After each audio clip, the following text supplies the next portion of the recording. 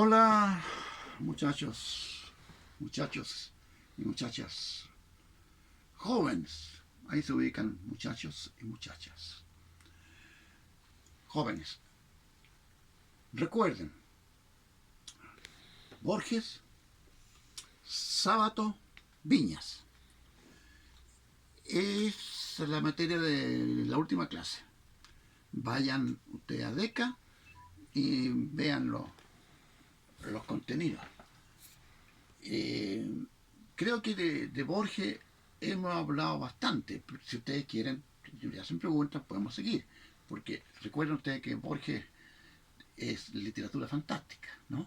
Es decir, hay una dimensión que no es realista, ¿no es cierto? En la literatura fantástica es la que trastorna la realidad, es la que no vive la realidad inmediata, vive otra realidad, la realidad fantástica. Sí que eso no tiene algún contrasentido, pero es eso, ¿no es cierto? Así que a mí me gustaría que leyeran bien los cuentos. Les recomendaba varios cuentos. Bueno, en los tiempos de Borges existió también Sábato. Y Sábato representa muy bien también los temas de la contemporaneidad. Sábato es incertidumbre, es problema psiquiátrico. Ahí tienen ustedes sobre héroe y tumba. Sobre héroe y tumba, algunas palabritas. Esta novela es un corte vertical en la historia de Argentina. Mm, Empieza en un Parque Lesana creo que. Allí conoce el autor a una chica, Alejandra, y se va metiendo en la historia de Argentina y llega hasta las batallas del general Juan Lavalle, que peleó contra el Rosas, que está calificado de dictador. Entonces es bien interesante. Ustedes van a, si llegan a leer esas novelas no obligatorias, va a aprender bastante.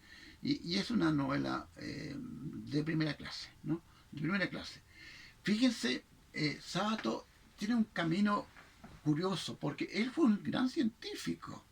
Estuvo en varios congresos. eh, Era físico. Era físico. Tiene un libro, El Uno y el Universo, creo que se llama. Sí, tiene un libro sobre ciencia. Y después se dedicó únicamente a la narrativa, ¿no? Así que Sábato es un hombre muy interesante. Igual que David Viña, pero David Viña no va a hablar más de él. Creo que les di a conocer un texto. Pero es de la generación de Sábato también, ¿no? Es de la generación de Sábato. Quiero avanzar en esto de la literatura rioplatense. Hay dos escritores que a mí me interesan mucho. Mempo Giardinelli, autor de una novela que se llama Luna Caliente. Acerca de Mempo Giardinelli, tengo que decirle lo siguiente. Es autor de novelas policiales. Y la novela policial es un género bien interesante, bastante notable. Aquí en Chile tenemos un representante de primera clase, que es Ramón Díaz Eterovich, que tiene un personaje que se llama Heredia. Hay, Creo que en otra oportunidad vamos a hablar de Ramón Díaz. Yardenelli es de la misma generación de eh, esa novela, la Luna Caliente, es bastante buena, ¿no? Está recomendada también.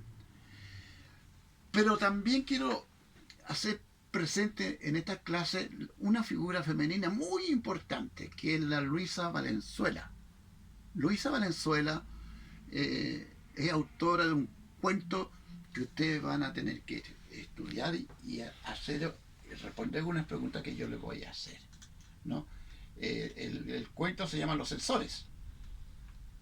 Y esto, si hablamos de los sensores, va a ser una lejana continuación de la narrativa de la dictadura.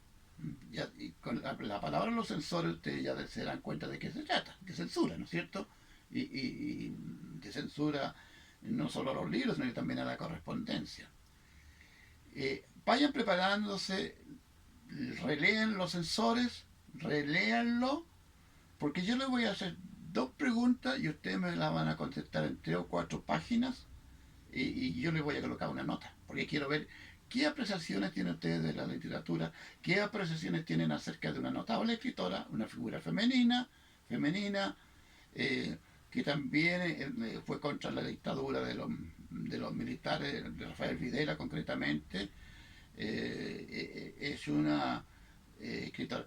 Los censores, quiero que lo vean exhaustivamente, porque les pido ahora mismo, en 2 semanas, me manden ustedes un trabajo acerca de la interpretación que tienen ustedes de ese cuento en relación con la, con la dictadura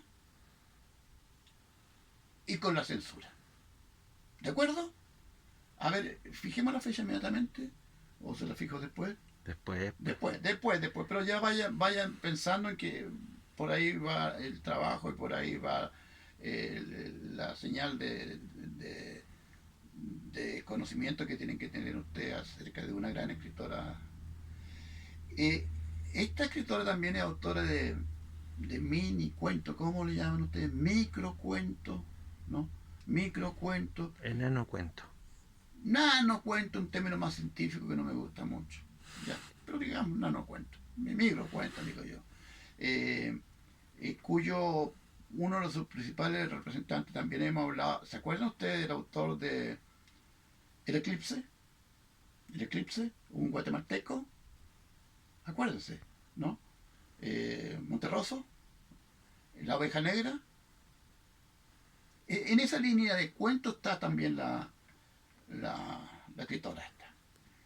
Fíjense, esta es una gran escritora, junto con otras figuras, también mujeres de México. Esta escritora ha sido traducida al alemán. Tengo una amiga traductora del español al alemán que ha tomado en cuenta su relato y lo ha traducido al alemán con mucho éxito. Ella se llama, la traductora de Luisa Valenzuela se llama Edna Pfeiffer y acaba de recibir un premio en su país por ser una de las traductoras más importantes, no solo de Austria, sino que de Europa. Una amiga. Germana, ¿sí? Y amiga mía, pues claro. Ella es austríaca y así que a través de ella también he llegado yo al conocimiento de esta escritora argentina, ¿no? Entonces, con la Luisa y Giardinelli, estamos cerrando un poco este capítulo de la literatura rioplatense, ¿no? A mí me gustaría que ustedes me motivaran y me hicieran preguntas acerca de este tipo de literatura de Borges y de Sábato, porque ya le he dicho a usted, ¿no es cierto?, que la narrativa argentina es muy importante en Sudamérica, así como nosotros, los chilenos, somos muy importantes en poesía, ¿no? Son muy importantes en poesía, ya lo saben por qué, ¿no es cierto? No es necesario explicar esto a personas cultas como ustedes, que por qué es importante la poesía chilena, ¿no es cierto? Eso lo saben muy bien.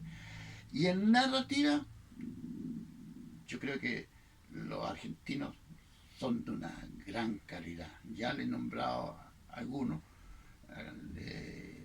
Sigan la huella, usted sigue las pistas de Sábato, Borges, Giardinelli, La Valenzuela, y hay más también, pero de Onetti también en Uruguay, ¿no? De Onetti, el gran escritor Onetti.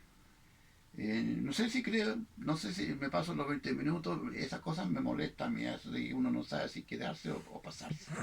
No, esa burocracia para mí, ¿no? A mí me gusta hablar de un tema cuando tengo entusiasmo y cuando me nace, pero no que me limiten el tiempo, ¿no? Pero ya así está la pandemia, así que dejémoslo aquí nomás ahora, ¿sí? Tengo una pregunta.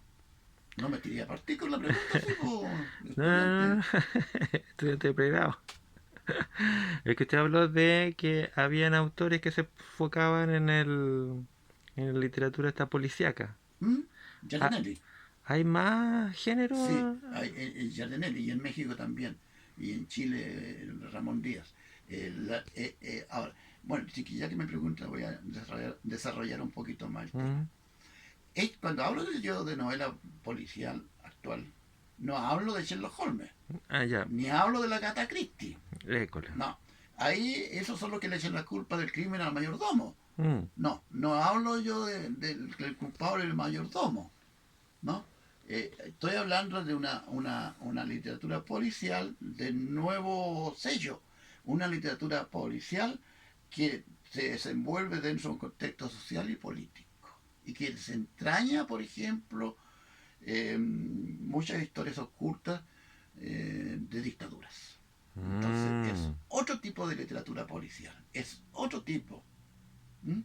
Podríamos dar ejemplos, pero con esto yo creo que basta por lo menos para aclarar la novela policial contemporánea.